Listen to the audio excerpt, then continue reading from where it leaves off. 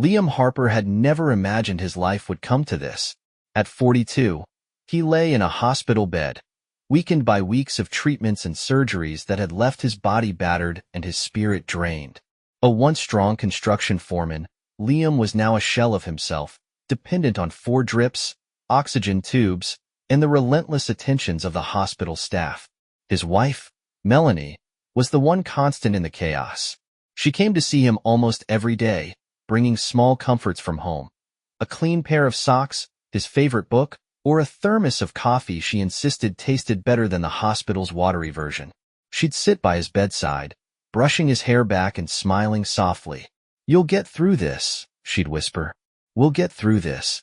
It was the thought of Melanie that kept Liam going.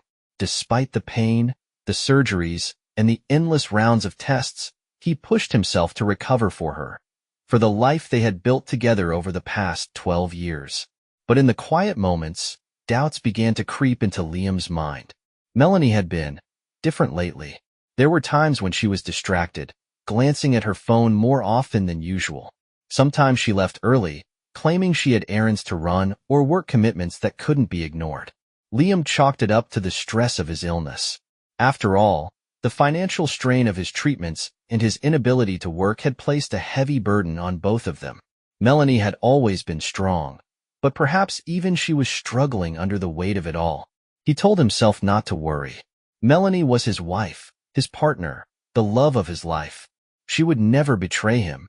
2 weeks into his hospital stay, Liam noticed that Melanie had started visiting less often. She'd call in the mornings, apologizing and saying she couldn't make it because work was piling up or because she had to handle some urgent matter at home. Liam missed her terribly, but tried to be understanding. One afternoon, Liam's brother, Nathan, came to visit. Nathan was younger by 3 years and had always been fiercely protective of Liam, even when they were kids. He pulled up a chair by the bed, cracking jokes to lighten the mood, but Liam could see the worry in his eyes. "You're looking better, man," Nathan said, though his voice lacked conviction. "Thanks," Liam replied with a weak smile. "What about you?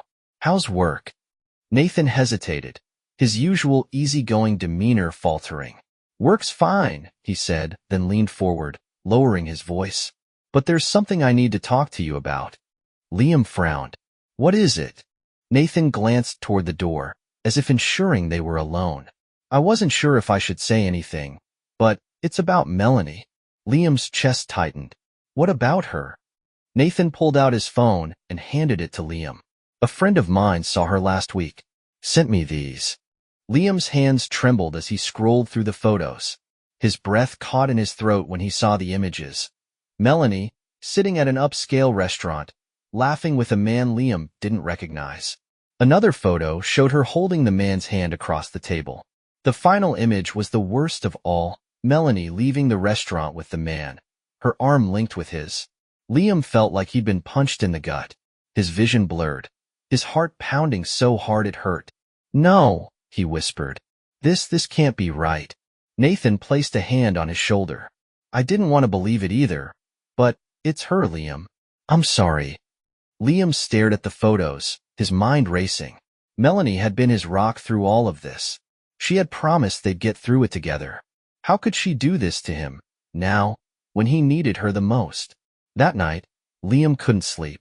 He lay in the hospital bed, staring at the ceiling as the images replayed in his mind over and over. The man in the photos was younger, better dressed, and exuded the kind of confidence Liam felt he had lost since his diagnosis. When Melanie arrived the next morning, she was cheerful as always, carrying a bag of his favorite snacks. "Good morning," she said, leaning down to kiss his forehead. Liam turned his face away. "Don't." She froze, her smile fading. "What's wrong?" Liam's jaw clenched as he reached for the tablet on the bedside table. He opened the photos Nathan had sent him and held it up for her to see. "Explain this." Melanie's face went pale. She stared at the screen, her mouth opening and closing as if searching for words. "Liam, I can't." "Don't lie to me," he snapped, his voice shaking. "Who is he?" Tears filled her eyes. "It's not what it looks like." "Then tell me what it is," Liam said, his voice rising. "Tell me why, while I'm lying in this hospital fighting to survive, You're out with another man. Melanie's tears spilled over, and she sank into the chair by his bed. I didn't want you to find out this way, she whispered. Find out what? Liam demanded. Her voice broke as she said, I needed money, Liam. For your treatments, for the bills. I was desperate. He offered to help. Liam stared at her, his heart pounding. You're saying you what? You're selling yourself for money?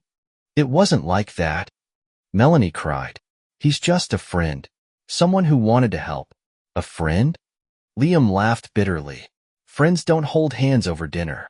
They don't link arms like you're on a goddamn date. Melanie sobbed into her hands. I didn't know what else to do, Liam. We're drowning in debt, and I thought if I could ease some of the burden. Don't, Liam said, his voice icy. Don't you dare make this about me. As he sat alone, the weight of her betrayal pressed down on him. He had thought the cancer was the greatest battle he'd ever face. He was wrong. The day after Melanie's confession, Liam felt like a stranger in his own body. His physical pain from the treatments was eclipsed by the emotional torment of knowing that the one person he had depended on had betrayed him. He had spent his life working hard, saving for emergencies, and taking care of his wife. Now, as he lay weak and tethered to machines, he realized that all the sacrifices he'd made meant nothing in the face of her betrayal. Liam's brother, Nathan, returned the next afternoon, bringing along Liam's favorite black coffee and a paperback novel. Nathan wasn't the sentimental type, but his concern for Liam was palpable. You look worse than yesterday, Nathan said, sitting down by the bed. I feel worse, Liam admitted. Nathan frowned. You need to get her out of your life, Liam. She's poison. Liam shook his head weakly. It's not that simple. She's still my wife. And part of me, I don't know, part of me wants to believe her. Nathan's jaw tightened. Believe her? Liam, she's been sneaking around with some guy while you're fighting for your life. She betrayed you. I know, Liam said, his voice raw, but I've built my whole life around her. Without her, he trailed off, unable to finish the thought. Nathan leaned forward. You're stronger than you think, brother. She doesn't deserve you. Liam looked at Nathan, tears filling his eyes. I don't even know who I am anymore, Nathan. Without her, without my health, what's left of me? Nathan didn't have an answer, and the silence in the room felt heavy. 2 days later, Melanie returned to the hospital. She looked disheveled, her usual polished appearance replaced by dark circles under her eyes and trembling hands. She sat in the chair by Liam's bed, her gaze avoiding his. I need to explain, she said, her voice barely above a whisper. You already did, Liam replied coldly. No, she said, shaking her head. You don't understand. I didn't do it because I wanted to. I did it because I didn't know how else to save you. Save me? Liam's voice cracked. By destroying us? Melanie clasped her hands together, her fingers trembling. We were drowning in medical bills, Liam. The insurance didn't cover half of your treatments, and I couldn't keep up with everything on my salary. I was desperate. So you turned to him? Liam snapped. Why not tell me? Why not let me help figure it out? Because you were fighting for your life. Melanie cried. I didn't want to burden you with the finances on top of everything else. Eric offered to help, and I thought I could handle it. Handle it? Liam's voice was rising now, anger overtaking his exhaustion. You weren't just taking money from him, Melanie. You were building a relationship with him. Don't stand here and act like you did this for me. Melanie broke into sobs, covering her face with her hands. I didn't mean for it to go this far, she whispered. But it did, Liam said, his voice low and cold. And now I have to live with the fact that, while I was lying in this hospital bed, my wife was out with another man. After Melanie left, Liam lay in silence, staring at the ceiling. The betrayal gnawed at him like a disease, eating away at the last fragments of his hope. But as the hours passed, his despair began to shift. The sadness turned to anger, and the anger turned to resolve. Melanie had broken their marriage, but she hadn't broken him. He wouldn't let her destroy what was left of his life. The next morning, Liam called Nathan. I need your help, he said, his voice steadier than it had been in days. Anything, Nathan replied. I need to know more about this guy, Liam said. Eric. I want to know who he is, where he works, and how deep this goes. Nathan didn't ask questions. Give me a couple of days. While Nathan worked on gathering information, Liam began planning his next steps. He wasn't just going to confront Melanie. He was going to dismantle everything she had built on lies. Nathan returned a few days later with a folder of information. His name is Eric Donovan, Nathan said, handing Liam the folder. He runs a financial consulting firm downtown. He's wealthy, divorced, and has a reputation for getting involved with women he shouldn't. Liam flipped through the pages, his hands trembling as he saw photos of Eric. The man was everything Liam wasn't: polished, wealthy, and confident. It made him sick to think of Melanie falling for someone like that. There's more, Nathan said grimly. He's been involved in a few scandals before. A couple of ex-girlfriends have accused him of using them for money and then dumping them when they were no longer useful. Liam's jaw tightened. He sounds like a parasite. He is, Nathan said. And it looks like Melanie was his latest victim. Armed with this information, Liam felt a new sense of purpose. He couldn't erase what Melanie had done, but he could take control of the situation. He called Melanie and told her to come to the hospital. When she arrived, he handed her the folder. What is this? She asked, flipping through the pages. It's Eric, Liam said. The man you threw away our marriage for. Melanie's face crumpled as she read the details. I didn't know, she whispered. Of course you didn't, Liam said bitterly. You were too busy letting him play you like a fool. Tears streamed down her face, but Liam didn't soften. You need to leave, Melanie. When I get out of this hospital, I'm filing for divorce. Liam, please, she begged. I made a mistake, but I still love you. No, Liam said firmly. You loved the idea of me, but when things got hard, you didn't stand by me. You betrayed me, and I can't forgive that. Melanie left the hospital in tears, and Liam felt a strange mix of relief and sadness. The woman he had loved was gone, replaced by someone he barely recognized. But he wasn't done yet. He had one more thing to do before he could start rebuilding his life. After Melanie's departure from the hospital, Liam was left alone with his thoughts. The pain of her betrayal wasn't just emotional. It felt physical, like a second illness layered on top of the one he was already fighting. But with Nathan's support and the information he'd uncovered about Eric Donovan, Liam began to formulate a plan. If Melanie thought she could excuse her actions by blaming desperation, she was wrong. And Eric, he wasn't going to get away with ruining Liam's marriage without consequences. Melanie moved into a small apartment on the other side of town. The house she and Liam had shared now felt like a place she could no longer call home. She spent her days consumed by guilt, replaying the look on Liam's face when he handed her the folder with Eric's sordid history. Her phone buzzed constantly with messages from Eric, but she ignored them. She had been too blinded by her own problems to see who Eric really was. And now, it was too late to undo the damage. She tried to reach out to Liam several times, leaving voicemails that went unanswered. Liam, I know you don't want to hear from me, but please, just let me explain. He never responded. With Nathan's help, Liam tracked down Eric's office. It was a sleek, modern building downtown, the kind of place that screamed wealth and power. Liam arrived one afternoon, his weakened body propped up by determination alone. The receptionist greeted him with a professional smile. Do you have an appointment? No, Liam said firmly, but I need to speak with Eric Donovan. Tell him it's about Melanie Harper. The receptionist hesitated, clearly sensing the tension in Liam's voice. She made a quick phone call, then motioned toward a conference room. Eric entered a few minutes later, his tailored suit and confident demeanor only fueling Liam's anger. Mr. Harper, Eric said smoothly, extending a hand. I've heard a lot about you. Liam ignored the hand and glared at him. I bet you have. Eric smirked and sat across from him. I'm guessing you're here to talk about Melanie. You guessed right, Liam said. And I want you to know exactly what you've done. Eric leaned back in his chair, unbothered. Listen, I understand you're upset, but Melanie came to me. She made her own decisions. You manipulated her, Liam said, his voice shaking with rage.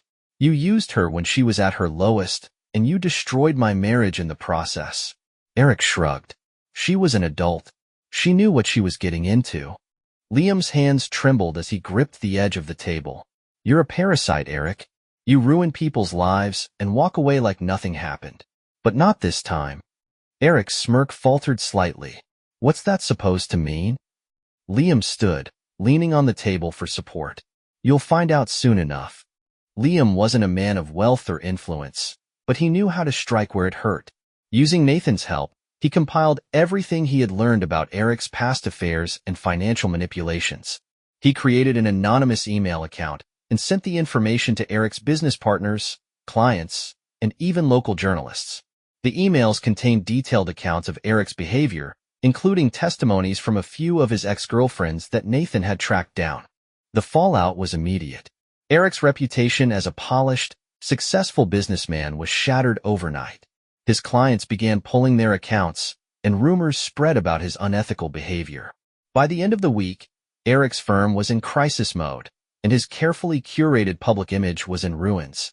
Melanie found out about Eric's downfall when one of her co-workers forwarded her an article from a local news site. The headline read, "Financial Consultant Exposed. Allegations of Manipulation and Misconduct Rock Local Firm." Her stomach dropped as she read the article. Liam had done this. She was sure of it.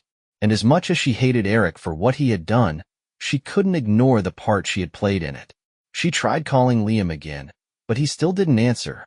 For Liam, exposing Eric was just the first step. The next was reclaiming his life, even if it meant starting over from scratch. He filed for divorce, citing infidelity and emotional distress. His lawyer assured him that with the evidence he had, the process would be swift. But even as he took these steps, Liam couldn't ignore the emptiness that lingered inside him. The betrayal had left scars deeper than he cared to admit. As the divorce papers arrived at her door, Melanie felt her world crumbling around her. She had lost Liam, the man who had always stood by her, and now she was truly alone. She tried to find comfort in her family, but even they struggled to sympathize with her. "You made your bed," her sister said bluntly. "Now you have to lie in it." Melanie began to withdraw, spending her days in silence and her nights in restless sleep. She had once thought she could fix things, but now, the damage seemed irreparable. Liam moved into a small apartment after being discharged from the hospital. It wasn't much, but it was his, a place free from the memories of what had been.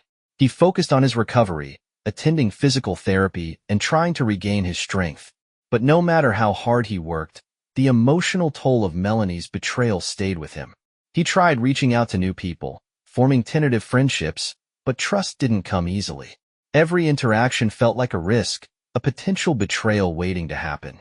The fallout from Melanie's affair had left them both broken in different ways. Melanie stared at the divorce papers spread across her kitchen table, her hands trembling. The bold letters of petition for dissolution of marriage felt like a death sentence for the life she once had. She had signed up for a temporary distraction, a desperate act to manage the mounting pressures of their financial situation. But it had spiraled into something far more destructive than she had ever anticipated. She wanted to call Liam and beg him to reconsider. But every time she picked up the phone, her courage faltered. She knew his silence wasn't just anger. It was the end of their story. Her world had become small, shrunken to the confines of her apartment. She'd been avoiding work, unable to face the questions and judgment she feared from her colleagues. Her boss had already noticed her lack of focus, and she suspected it was only a matter of time before she'd be called into HR. But Melanie didn't care. Nothing mattered anymore. Liam, meanwhile, had thrown himself into his recovery. Physical therapy was brutal, but it gave him a sense of purpose. Each session was a small step toward regaining the strength he had lost. Still, the emotional scars ran deeper than the physical ones. The nights were the worst, quiet and lonely, filled with memories of Melanie's betrayal. Nathan often came over to check on him, bringing food or helping tidy up the apartment. One evening, as they sat watching a football game, Nathan broke the silence. "You've done what you needed to do, Liam," he said. "You exposed that guy for who he is, and you're moving on." But what?" Liam asked, not taking his eyes off the TV. Nathan hesitated. "But you're still stuck. You've got to figure out how to let go of all this, man. The anger, the pain. It's eating you alive. Liam didn't respond, his jaw tightening. He knew Nathan was right, but letting go felt impossible. Across town, Eric Donovan was facing the fallout from Liam's revenge. His firm was on the brink of collapse, and his reputation was beyond repair. The clients who hadn't already left were demanding answers, and the media coverage of his behavior had made him a pariah in the business community. His personal life was no better. His former wife, Claire, had reached out to the journalists covering his story, adding her own accusations of manipulation and infidelity to the narrative. Eric had always prided himself on being untouchable, but now, for the first time, he was experiencing what it felt like to lose everything. The unexpected visit. One rainy afternoon, there was a knock at Liam's door. He opened it to find Melanie standing there, drenched and shivering.